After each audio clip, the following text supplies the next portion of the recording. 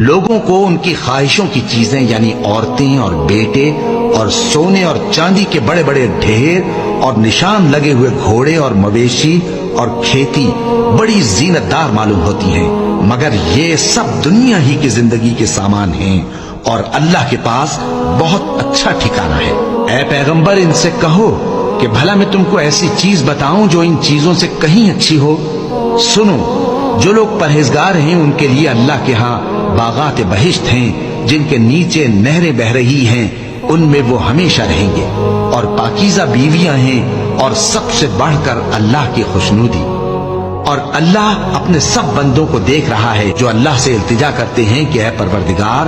ہم ایمان لے آئے سو ہم کو ہمارے گناہ معاف فرما اور ہم کو دوزخ کے عذاب سے محفوظ رکھ۔ یہ وہ لوگ ہیں جو مشکلات میں صبر کرتے اور سچ بولتے اور عبادت میں لگے رہتے اور نیکی میں خرچ کرتے اور اوقات سحر میں گناہوں کی معافی مانگا کرتے ہیں۔